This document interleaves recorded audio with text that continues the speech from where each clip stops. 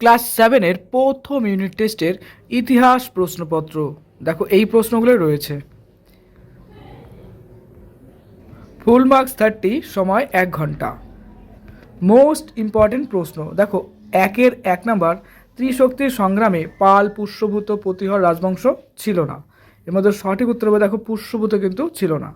এবার 2 নাম্বার, উত্তরবঙ্গে অবস্থিত একটি বৌদ্ধ বিহার হলো উদন্তপুরী, সোমপুরী, জগদ্দল। সঠিক উত্তর হবে দেখো জগদ্দল।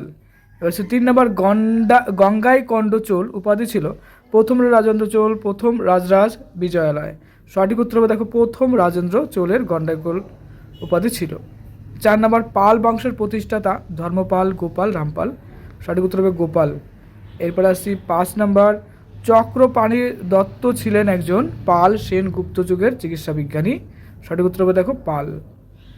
6 নাম্বার, প্রাচীন বাংলার বৃহত্তম অঞ্চল ছিল রাঢ়, পুণ্ড্রবর্ধন, বরেন্দ্র। তো বড় অঞ্চলটা ছিল কি পুণ্ড্রবর্ধন। 7 নাম্বার, গৌড়বহ কাব্যের ভাষা সংস্কৃত, প্রালি, প্রকৃত। সঠিক উত্তর হবে দেখো প্রাকৃত ভাষা। রাজা ভোজ ছিলেন গুর্জর প্রতিহর রাজা, পাল রাজা, সেন রাজা। তো এর উত্তর হবে দেখো গুর্জর প্রতিহর রাজা। 9 নম্বর, সেন যুগের একজন অভিধান প্রণেতা হলেন অলন্দ, মহাপদ্মনন্দ, সর্বানন্দ। সঠিক উত্তর হবে দেখো সর্বানন্দ। 10 নম্বর, কৌটিল্যের লেখা গ্রন্থের নাম অর্থশাস্ত্র, ইন্ডিকা, আইনি আকবরী। এই প্রশ্নটা মোস্ট ইম্পর্টেন্ট। তো কৌটিল্যের লেখা অর্থশাস্ত্রের গ্রন্থের নাম কি? অর্থশাস্ত্র। এরপর আসছি 2-এর নিচের প্রশ্নের উত্তর দাও। প্রথম প্রশ্ন, রামচরিত কাব্যটি কে রচনা করেছিলেন? উত্তর সন্ধ্যাকর নন্দী, মোস্ট ইম্পর্টেন্ট। আদি বাংলা ভাষার উদাহরণ পাওয়া যায় কোন লেখায়? এটা চর্যাপদ, এটা মোস্ট ইম্পর্টেন্ট। কার বাড়ি নাস্তিক পণ্ডিতের ভিটা নামে পরিচিত? এটা দেখো দীপঙ্কর শ্রীজ্ঞান অর্থাৎ অস্থিস দীপঙ্কর। এবার নাস্তিক পণ্ডিতের ভিটা নামে পরিচিত। এরপর আসছে 4 নম্বর, ইতিহাসের গোয়েন্দা কাদের বলা হয়? ইতিহাসের গোয়েন্দা ঐতিহাসিকদের বলা হয়। 5 নম্বর, গঙ্গাই কোন্ড চোল উপাধি কে নেয়? উত্তর প্রথম রাজেন্দ্র। 6 নম্বর, হজরত মোহাম্মদ কবে জন্মগ্রহণ করেন? উত্তর 570 খ্রিস্টাব্দে।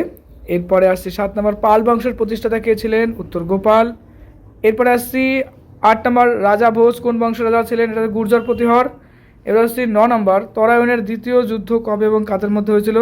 1192 খ্রিস্টাব্দে মোহাম্মদ ঘুরি ও তৃতীয় পৃথিবীরাজ চৌহানের মধ্যে হয়েছিল। অনধিক 30টি শব্দে উত্তর দেওয়া। প্রথম প্রশ্ন, মৎস্যান্যায়।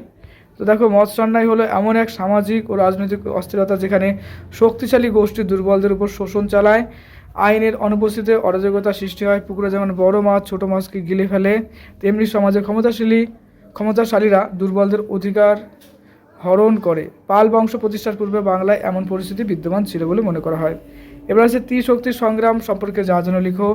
দেখো 8ম থেকে 9ম শতকে উত্তর ভারতে কর্তৃত্ব লাভের জন্য 3টি প্রধান শক্তি গুর্জর, প্রতিহার, পাল ও রাষ্ট্রকূট সাম্রাজ্যের মধ্যে যে দীর্ঘকালীন যুদ্ধ চলেছিল তা ত্রিশক্তি সংগ্রাম নামে পরিচিত। কনৌজ শহরের নিয়ন্ত্রণকে কেন্দ্র করে এই 3 শক্তি নিজেদের মধ্যে বারবার সংঘর্ষে লিপ্ত হয়, যার ফলে এই অঞ্চলের রাজনৈতিক পরিস্থিতি দীর্ঘকাল অস্থির ছিল। এবার আসছে নেক্সট 3 নাম্বার, কাকে নাস্তিক পণ্ডিত বলা হতো, কেন বলা হতো? দেখো নাস্তিক পণ্ডিত বলতে বৌদ্ধ দার্শনিক অতীশ দীপঙ্করকে শ্রীজ্ঞানকে নাস্তিক পণ্ডিত বলা হতো। এর কারণ হলো তিনি বৌদ্ধ ধর্ম অনুসরণ করতেন এবং তার দার্শনিক মতবাদ প্রচলিত ব্রহ্মবাদ, ঈশ্বর ও বেদের ধারণাকে স্বীকার করত না। সেই সময় বৌদ্ধ ও জৈনদের নাস্তিক বলা হতো, যারা বৈদিক প্রামাণ্যবাদকে চ্যালেঞ্জ করতেন। এবার হচ্ছে 4 নাম্বার, তরায়নের কয়টি যুদ্ধ হয়েছিল, কাদের মধ্যে হয়েছিল? তরায়নের যুদ্ধ, তরায়নের দেখা বলেছে যে 2টি গুরুত্বপূর্ণ যুদ্ধ হয়েছিল। প্রথমটি 1191 খ্রিস্টাব্দে পৃথিবীরাজ চৌহান ও মোহাম্মদ ঘুরির মধ্যে সংঘটিত হয়, যেখানে ঘুরি পরাজিত হন। আর দ্বিতীয় যুদ্ধটি হয় দেখো 1192 খ্রিস্টাব্দে একই প্রতিপক্ষের মধ্যে, এবং এই যুদ্ধে পৃথিবীরাজ চৌহান পরাজিত হয় এবং বন্দী হন, যা ভারতে মুসলিম শাসনের ভিত্তি স্থাপন করে।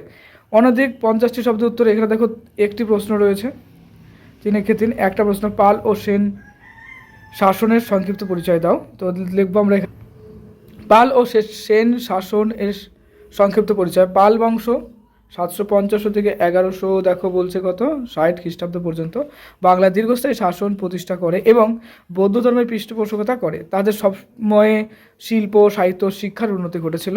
এরপর সেন বংশ 1160 থেকে 1200 খ্রিস্টাব্দ পর্যন্ত ক্ষমতা দখল করে, যারা হিন্দু ধর্মাবলম্বী ছিলেন। সেন শাসনের স্থাপত্য ও বাংলা সাহিত্যের বিকাশ দেখা যায়।